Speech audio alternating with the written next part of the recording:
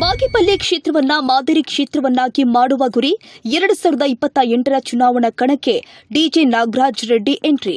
CPM ಪಾರ್ಟಿನ head ಬೆಳೆಸೋರು ಅಷ್ಟೇ ಏನಾದರೂ ಅವರೆಲ್ಲ ಒಂದು ಬಂದರೆ ಮತ್ತೆ ವಿಧಾನಸೌಧಕ್ಕೆ ಸಿಪಿಎಂ ಪಾರ್ಟಿ ರಾಜಕಾರಣಕ್ಕೆ ಬಂದು ಸಂಪಾದನೆ ಮಾಡಕ್ಕೆ ಜನಸೇವೆ ಮಾಡಕ್ಕೆ ವಾಪಸ್ ಹೋಗೋ ಪ್ರಶ್ನೆನೇ ಇಲ್ಲ. ಅಭ್ಯರ್ಥಿ ಗೆಲ್ತೀನಿ ಅಂತ ಹೇಳಿ ಬಾಗೇಪಲ್ಲಿ ವಿಧಾನಸಭಾ ಕ್ಷೇತ್ರದಲ್ಲಿ ರಾಜಕೀಯ ಸಂಚಲನ ಶುರುವಾಗಿದೆ.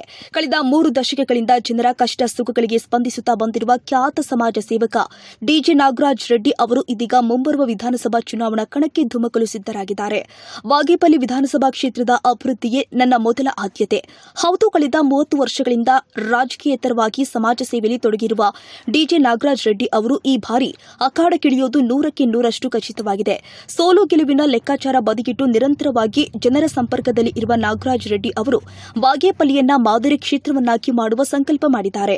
ಬಡ ವಿದ್ಯಾರ್ಥಿಗಳ ಪಾಲಿಗೆ ಆಶಾಕಿರಣವಾಗಿರುವ ಇವರು ಸಾವಿರಾರು ವಿದ್ಯಾರ್ಥಿಗಳಿಗೆ ಉಚಿತ ಬಸ್ ಪಾಸ್ ವಿತರಿಸುವುದರ ಮೂಲಕ ಶಿಕ್ಷಣಕ್ಕೆ ಆಸರೆಯಾಗಿದ್ದಾರೆ. ಅಷ್ಟೇ ಅಲ್ಲದೆ ಶಾಲಾ ಶುಲ್ಕ ಕಟ್ಟಲಾಗದ ಅಸಹಾಯಕ ವಿದ್ಯಾರ್ಥಿಗಳಿಗೆ ವೈಯಕ್ತಿಕವಾಗಿ ನೆರವು ಕೊಡುತ್ತಾ ಬಂದಿದ್ದಾರೆ. ದೀನ ದಲಿತರ ಬಡವರ ಪರವಾಗಿ ಧ್ವನಿ ಎತ್ತುತ್ತಾ ನೊಂದವರ ಕಣ್ಣೀರು ಒರೆಸುವ ಕೆಲಸವನ್ನ ನಾಗರಾಜ್ ರೆಡ್ಡಿ ಮಾಡುತ್ತಾ ಬಂದಿದ್ದಾರೆ. ಕ್ಷೇತ್ರದ ಜನರ ಹಾಗೂ ನನ್ನ ಅಭಿಮಾನಿಗಳ ಒತ್ತಾಸೆಯಂತೆ 2028ರ ಚುನಾವಣೆಯಲ್ಲಿ ಪಕ್ಷೇತರ ಅಭ್ಯರ್ಥಿಯಾಗಿ ಸ್ಪರ್ಧಿಸುವುದು ಖಚಿತ. 30 ವರ್ಷಗಳ ನನ್ನ ಸೇವೆಯನ್ನ ಗುರುತಿಸಿ ಜನ ಬೆಂಬಲ ಕೊಡಲಿದ್ದಾರೆ ಎಂಬ ವಿಶ್ವಾಸ ನನಗಿದೆ. ಗೆದ್ದು ಬಂದ್ರೆ ಬಾಗೇಪಲ್ಲಿಯ ಮುಖಪುಟವನ್ನೇ ಬದಲಿಸಿ ಇದನ್ನ ಒಂದು ಮಾದರಿ ಕ್ಷೇತ್ರವನ್ನಾಗಿ ಮಾಡ್ತೀನಿ.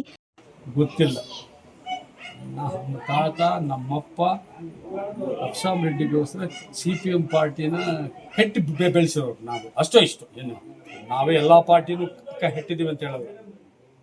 ನಾನು ಆ ಪಾರ್ಟಿಯಲ್ಲಿದ್ದವನೇ. ನಾಳೆ ನೋಡೋಣ, ಏನಾದರೂ ಅವರೆಲ್ಲ ಒಂದು ಸಮಸಮ್ಮತವಾಗಿ ಬಂದರೆ ಮತ್ತೆ ವಿಧಾನಸೌಧಕ್ಕೆ ಸಿಪಿಎಂ ಪಾರ್ಟಿ ಎತ್ಕೊಂಡು ಹೋಗ್ತೀನಿ. ಇಂಡಿಪೆಂಡೆಂಟ್ ಆಗಾದರೂ ಎತ್ಕೊಂಡು ಹೋಗ್ತೀನಿ, ಇಂಡಿಪೆಂಡೆಂಟ್ ಆದರೂ ಎತ್ಕೊಂಡು ಹೋಗ್ತೀನಿ. ಸಿಪಿಎಂ ಅಲ್ಲಾದರೆ 1000%. ಇಂಡಿಪೆಂಡೆಂಟ್ ಆಗಿದ್ರೆ ಸ್ವಲ್ಪ ಇದ್ರದ್ದು ಜಗ್ಗಾಟದಲ್ಲಿ ಅಸೆಂಬ್ಲಿಗೆ ಹೋಗ್ತೀನಿ. ಕೇಳ್ಕೊಳ್ತೀನಿ, ಎಲ್ಲರೂ ಅನ್ಯಾಯ ಆಗಿದೆ ನನಗೆ, ದಯವಿಟ್ಟು ಒಂದು ಅವಕಾಶ ಕೊಡಿ. ರಾಜಕಾರಣಕ್ಕೆ ಬಂದು ಸಂಪಾದನೆ ಮಾಡೋಕ್ಕಲ್ಲಪ್ಪ, ಜನಸೇವೆ ಮಾಡೋಕ್ಕೆ ಬಂದಿದ್ದೀನಿ ಅಂತೇಳಿ ಕೇಳ್ಕೊಳ್ತೀನಿ. ನಾನೇನು ಅಂತ ಎಲ್ರಿಗೂ ಗೊತ್ತು. ಡಿಜೆ ನಾಗರಾಜ್ ರೆಡ್ಡಿ ಹೆಂಗೆ ಅನ್ನೋದು ಪ್ರತಿಯೊಬ್ಬರಿಗೂ ಗೊತ್ತು. ಮತ್ತೆ ಹೋಗ್ತೀನಿ. ಈ ಸಲ ಅಂತೂ ವಾಪಸ್ ಹೋಗೋ ಪ್ರಶ್ನೆನೇ ಇಲ್ಲ. ಅಭ್ಯರ್ಥಿಯಾಗಿ ಇರ್ತೀನಿ ಅಂತೇಳಿ ವಾಪಸ್ ಹೋಗೋ ಪ್ರಶ್ನೆ ಇಲ್ಲ. ಈ ಸಲ ಇಂಡಿಪೆಂಡೆಂಟ್ ಆಗಾದರೂ ನಾನು ಇದ್ದೇ ಇರ್ತೀನಿ. ಯಾವುದೇ ಕಾರಣಕ್ಕೆ ನಾನು ವಾಪಸ್ ಹೋಗೋ ಪ್ರಶ್ನೆನೇ ಇಲ್ಲ.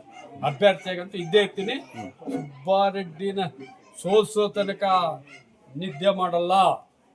ಅವ್ರು ಮಾಡಿರೋ ಅನ್ಯಾಯಗಳು, ಅಕ್ರಮಗಳು, ದೋಪಿಡಿಗಳು ಎಲ್ಲ ಈಚೆ ಎತ್ತೀನಿ. ನಮ್ಮದೇನಾದರೂ ತಪ್ಪಿದ್ರೆ ಅವ್ರು ಹೇಳಿ. ಯಾವುದೇ ಅಧಿಕಾರವಿಲ್ಲದಿದ್ರೂ ಕೂಡ ಜನರ ಜೊತೆಗಿದ್ದು ಸೇವೆ ಸಲ್ಲಿಸುತ್ತಿರುವ ನಾಗರಾಜ್ ರೆಡ್ಡಿ ಅವರ ಈ ನಿರ್ಧಾರ ಬಾಗೇಪಲ್ಲಿ ಕ್ಷೇತ್ರದಲ್ಲಿ ಹೊಸ ಸಂಚಲನ ಮೂಡಿಸಿರುವುದಂತೂ ನಿಜ.